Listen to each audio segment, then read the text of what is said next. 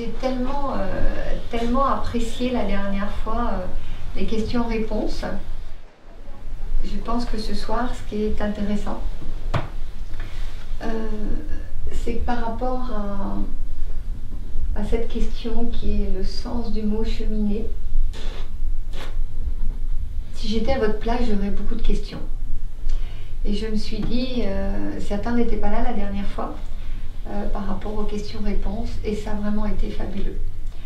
Donc ce que je vous propose, vous vous asseyez là, vous êtes pris de dos et pas de face, et vous venez vous poser toutes les questions par rapport au mot cheminer. Et moi, je vais bien sûr vous dire tout ce que j'ai à vous dire, mais je trouve que c'est intéressant que ça vienne de vos questions. Voilà. Alors, vous êtes les bienvenus. Je t'en prie, viens. Avec la grande joie de te répondre. Quand je suis arrivé au début, je pensais que le chemin c'était linéaire. Ouais. Et j'ai beaucoup de soucis parce que j'ai l'impression que c'est pas linéaire du tout. Ouais. Et que des fois, ça part dans un sens, et puis on voudrait aller plus loin, puis finalement ça va dans un autre sens, on voudrait aller plus loin, puis ça s'arrête, ça revient dans un autre sens. Et je me sens des fois un peu perdu, et voire même c'est pas perdu, mais c'est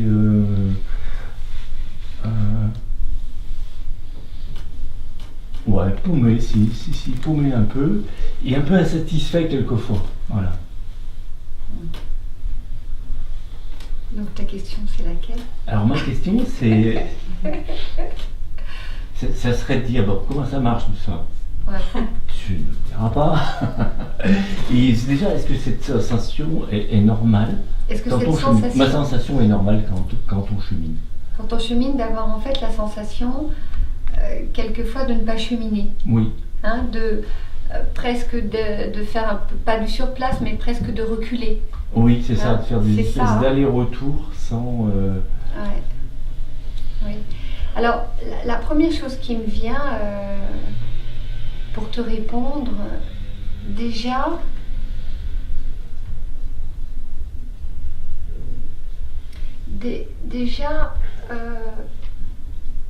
le mot cheminer, il désigne un chemin. Hein? C'est-à-dire que tu fais des pas sur un chemin.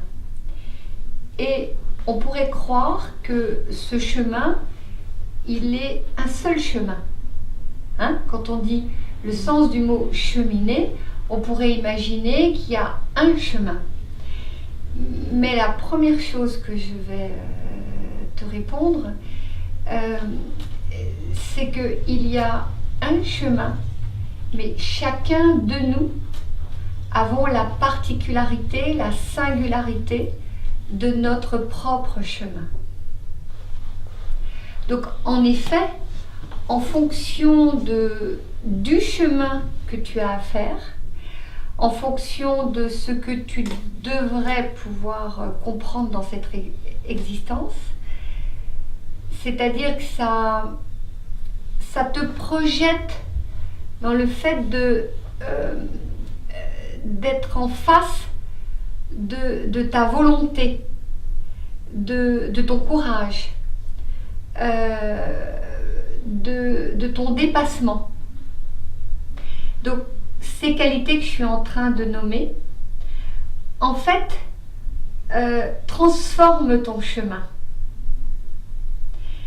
Et contrairement à ce qu'on peut imaginer, c'est que le chemin que nous avons ou que tu as à parcourir, plus en fait tu es engagé par rapport au chemin, donc on pourrait dire chemin, destinée, trajectoire,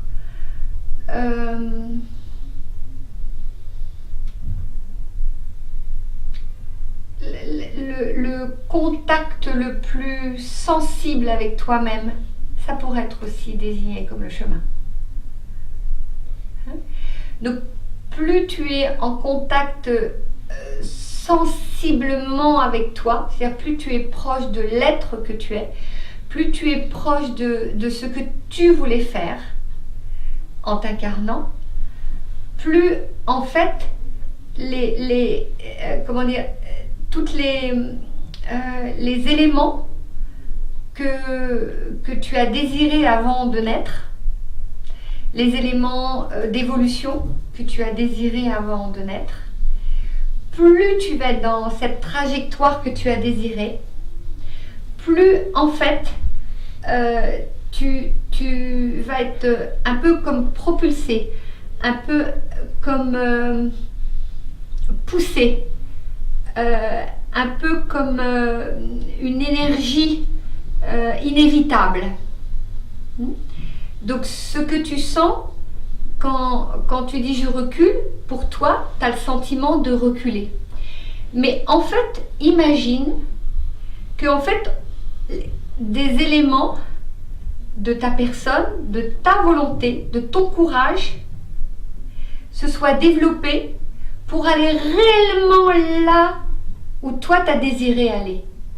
Donc, une partie de ton ego a l'impression de reculer, mais en imaginant que ta conscience, elle, si tu regardes pas seulement ton ego qui a l'impression de reculer, mais si tu avais un tout petit instant un regard sur ta conscience, eh bien tu pourrais te dire, là je suis en train de développer le courage, la volonté, mon engagement, et ce que je dois faire, je suis en train de le faire.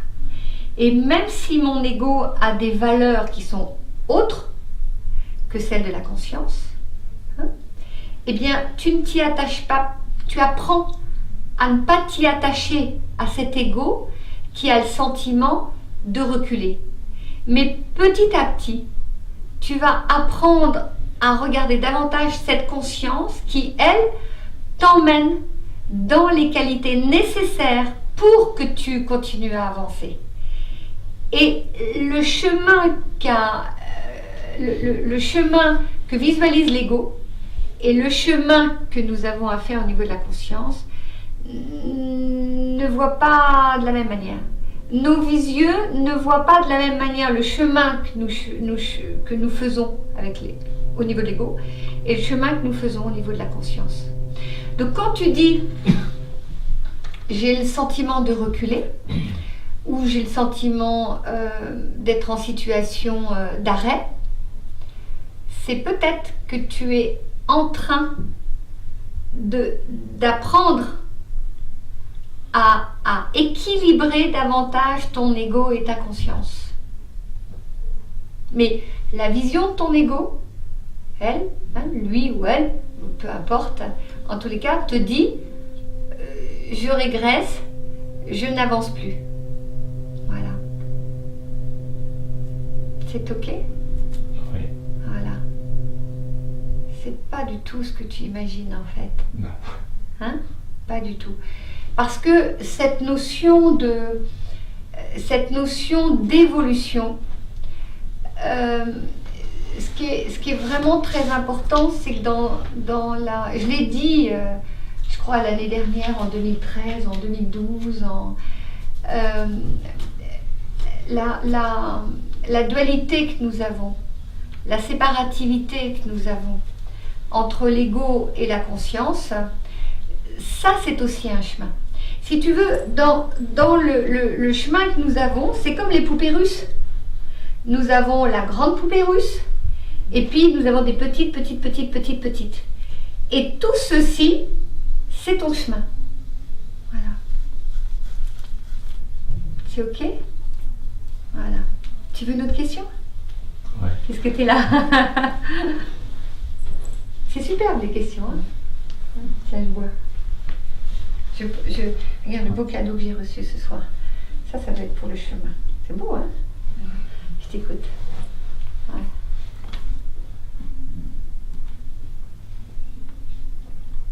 Dans le chemin, il y a un travail d'interne qui me donne une autre vision de mon externe. Et quand on est tous ensemble, on se dit waouh, même si je prends l'exemple des stages, premier jour c'est compliqué, on se retrouve, ça.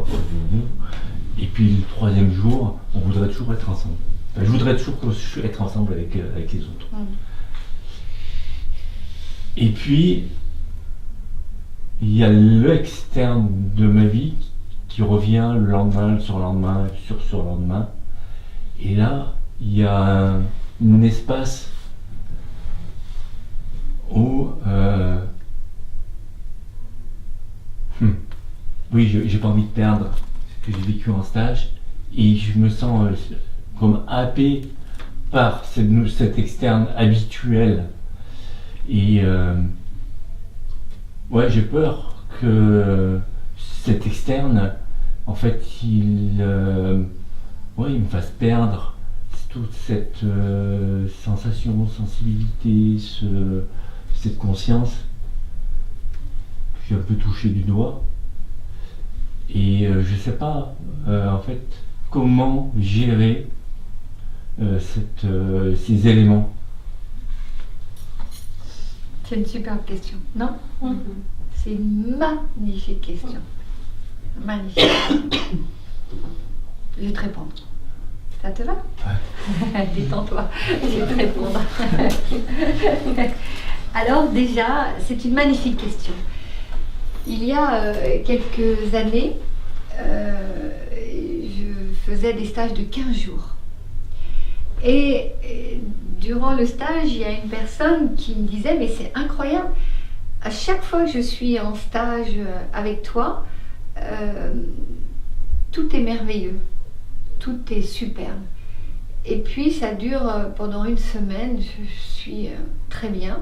Puis petit à petit, ça descend, ça descend, ça descend. » Et cette personne, avec le temps, a réalisé qu'en effet, à chaque stage, il se passait ce que tu décris, c'est-à-dire le premier jour, c'est un peu difficile, et puis petit à petit, il se passe quelque chose, point d'interrogation. Alors,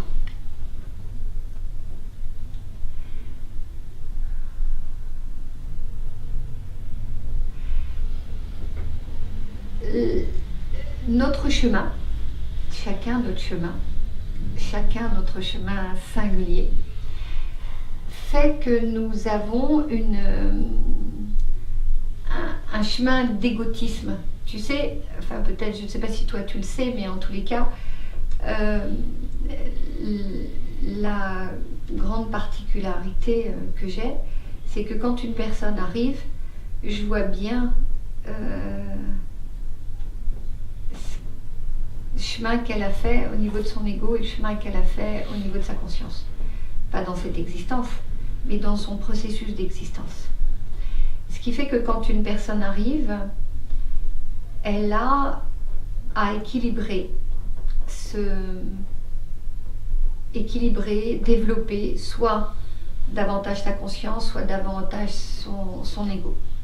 C'est pour cette raison qu'il n'est absolument pas du tout...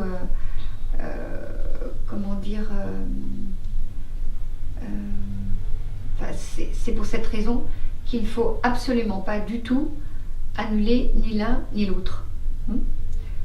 Le jour où l'ego il se calme tranquillement. On n'a pas besoin de le martyriser. Il se calme facilement. L'équilibre se fait facilement.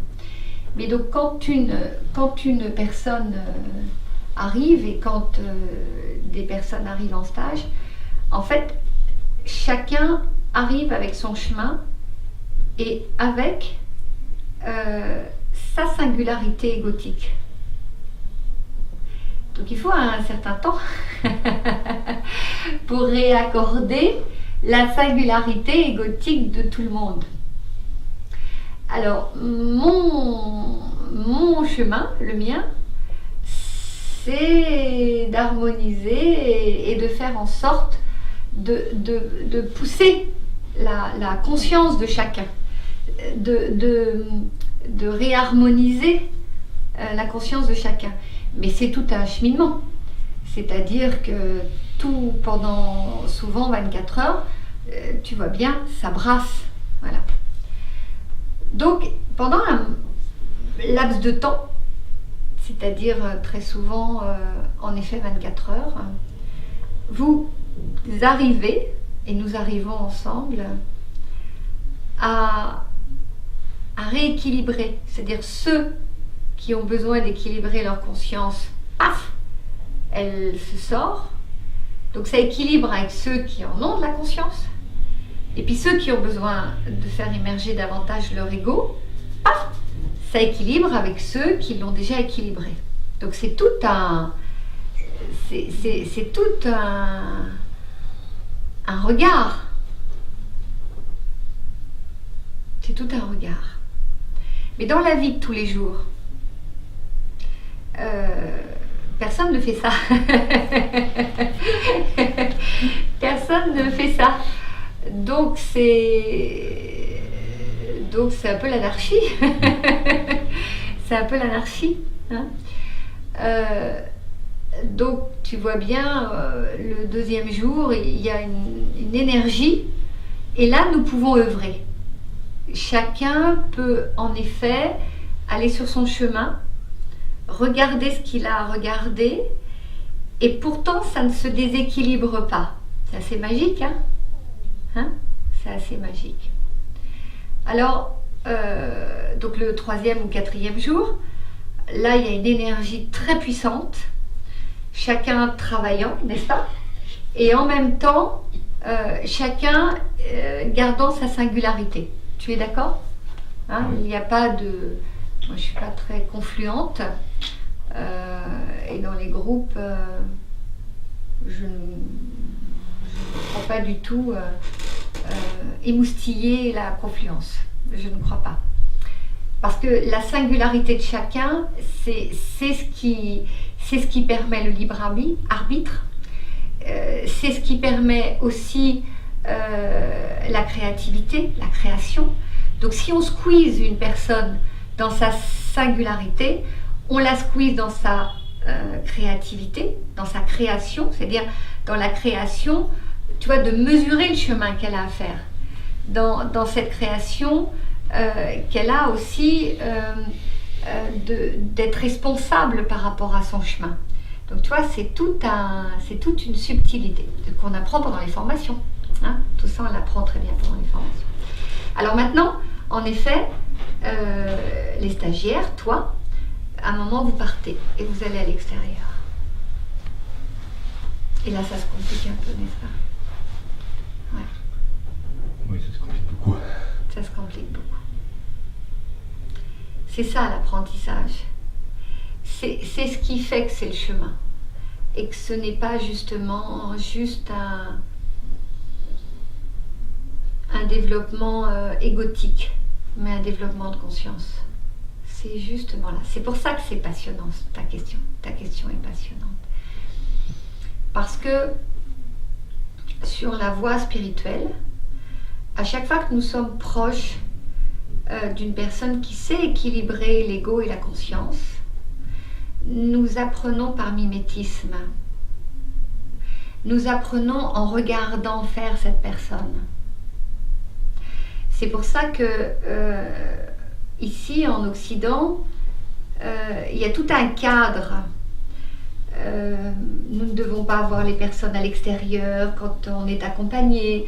Nous ne devrions pas faire la vaisselle avec la personne. Nous ne devrions pas aller boire un pot avec la personne. Mais c'est dommage. C'est tout à fait dommage. Parce qu'il y a une scission entre l'interne et l'externe. Et que le mimétisme ne voulant pas dire qu'on devient la personne. C'est-à-dire que dans le mimétisme, on essaie de faire ce que la personne fait. Par exemple, on suit une personne qui a bien équilibré cet ego et cette conscience et qui est surtout sur le cheminement de la conscience. La conscience, la spiritualité. Tu sais que moi, je ne peux pas dire Dieu parce que je ne sais pas ce que ça veut dire. Hein. Alors donc, j'utilise le mot conscience parce que c'est plus facile. Je crois à la sacralisation. Mais le mot Dieu, ça ne veut rien dire.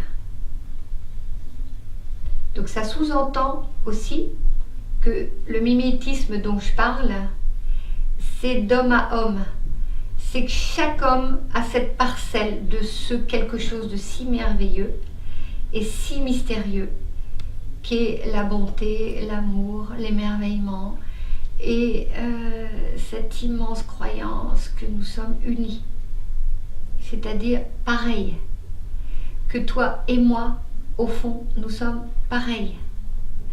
Que lorsque tu rencontres un maître ou un guide ou un ami spirituel, puisque Alban parlait d'amis spirituels et Amaël, nous sommes pareils.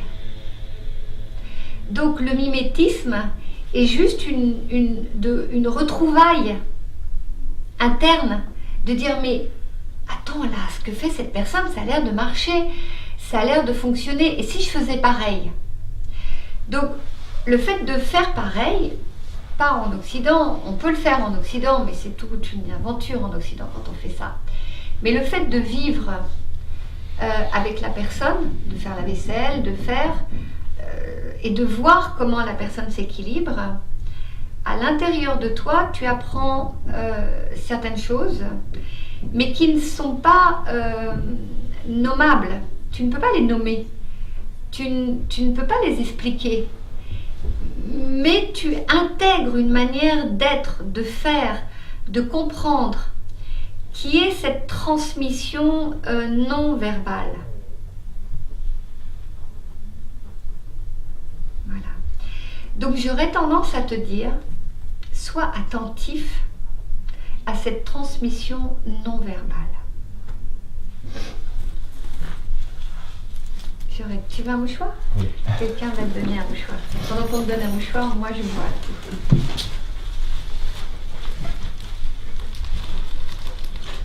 C'est souvent ce qui nous manque en Occident, savez-vous? Il nous manque cette notion qui est de temps en temps de se taire, qui est quelquefois de ne pas comprendre, mais d'être comme des enfants qui j'allais dire presque des grands adultes qui comprennent à un moment que cette attitude d'enfant qui regarde l'autre en disant je crois que ce que tu fais ça m'intéresse, je crois que qui tu es ça m'intéresse, je crois que l'attitude que tu as m'intéresse. Mais pour que nous puissions nous identifier, pas comme des adultes qui là feraient une sorte de mimétisme ou qui seraient en idolâtrie ou en adoration devant un être, il n'est pas question de ça. Il est juste question que ce que je te dis peut t'aider à équilibrer l'interne et l'externe. C'est-à-dire ça peut t'aider à toi saisir ce qui est parfois pas du tout explicable avec des mots. Voilà. Parce que toutes les personnes qui ont un développement de conscience, logiquement, sont tout à fait adaptées à l'extérieur, quand c'est leur chemin. Autrement, elles s'écartent du social. C'est parce que c'est leur chemin. Donc elles vivent en retraite ou elles vivent à l'extérieur. Voilà. Mais il y a des personnes qui ont un cheminement de conscience et à l'extérieur, elles sont adaptées, elles fonctionnent. Voilà. Je réfléchis si j'ai répondu totalement à ta question.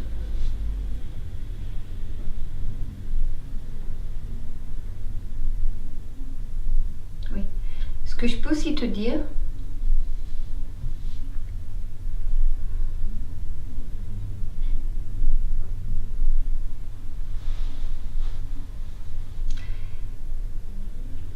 c'est que lorsque tu es en stage,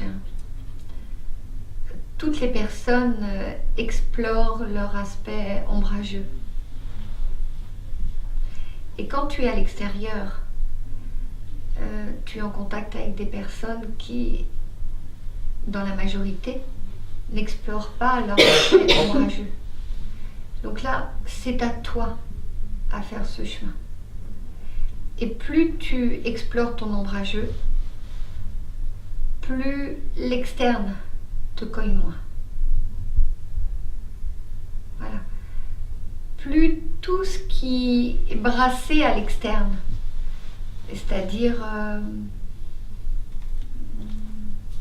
par hasard comme ça, d'être ambitieux, de le avoir,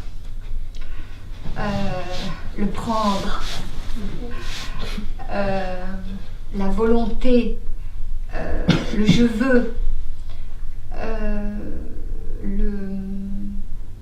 la concurrence, enfin toutes ces jolies qualités quoi. Voilà. Eh bien, plus à l'intérieur de toi et à l'intérieur de chacun de nous, plus nous savons les mesurer, plus nous les avons évalués pour nous, moins à l'extérieur ils nous cognent. Et alors ton attitude à l'extérieur, elle n'est plus... Tu te fonds dans la masse, mais en même temps, tu as ce que j'apprends en formation, c'est-à-dire tu as cette conscience qui regarde ta conscience. Parce qu'il y a des gammes de conscience. Voilà. Alors ça te permet d'être avec tout le monde, mais en même temps de ne pas te faire embarquer par une forme de mouvement égal à tout ce que je viens de te dire. Voilà. C'est ça que je devais aussi te dire. Est-ce que j'ai répondu? Oui. Ça te va? Oui. Aume, un grand merci. Merci. C'est une magnifique question. 2 magnifiques questions. Hein. Voilà, avec plaisir. Vous êtes les bienvenus. C'est superbe ces moments. Hein. Voilà, allez-y, je vous en prie. Toutes les questions les plus simples, les plus... elles sont toujours les bienvenues. Toujours, toujours.